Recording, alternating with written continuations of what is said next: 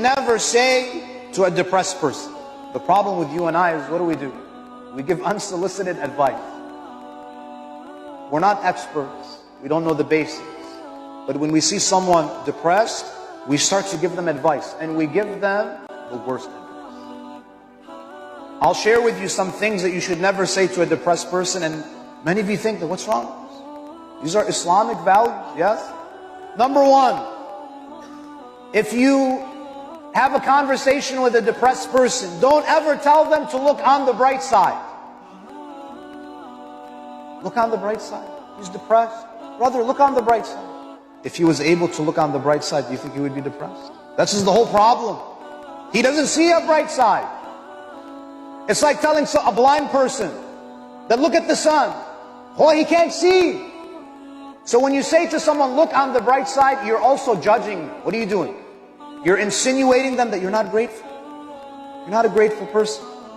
So number one, don't say to a depressed person, look on the bright side. It makes it a lot worse. Even though you might have the best of intentions, it makes it worse. Number two, be patient. And this is very dangerous.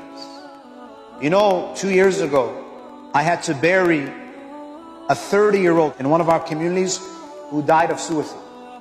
Why? Because he was depressed, and all of the mu'mineen are telling him what? Be patient. Be patient. Be patient. This is not... If someone has cancer, do you tell them to be patient, or do you tell them to go get treatment? When you say to a depressed person, be patient, what are you insinuating? What are you implying? That you're impatient. Another judgment. Number three, read this dua. Have you heard people like this in our community? Someone is clinically depressed. Read dua Joshan al-Kabir. Not Saghir, I'll give you the Kabir one, right? Read dua Joshan al-Kabir. Read this, read that. Now I'm not saying that dua doesn't have an effect. Allah says in the Quran, أَلَا بِذِكْرِ اللَّهِ تَطْمَئِنُّ الْقُلُوبِ, that the remembrance of Allah brings tranquility to the hearts. But dua is only part of the solution. In the same way that when you are sick, dua is only part of the solution. You still take medicine.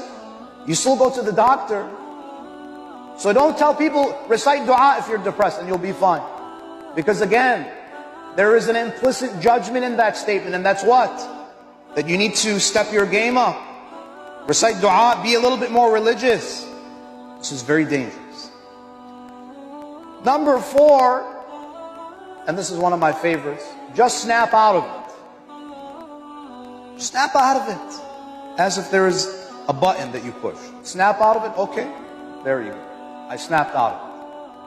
This is very insensitive. Especially if you have never experienced depression, this is insulting. This is very insensitive. Just snap out of it. And number five, there are people who are suffering more than you. You know, someone is depressed, he's suffering or she's suffering. They say, oh, why are you depressed? There are people in Yemen that don't have food to eat. Oh, there are people in Yemen that don't have food to eat. That's a tragedy. But does that mean I'm not suffering? There are people who are suffering more than you. Again, implicit judgment. Meaning that you're ungrateful. It's a judgment on the person's spirituality.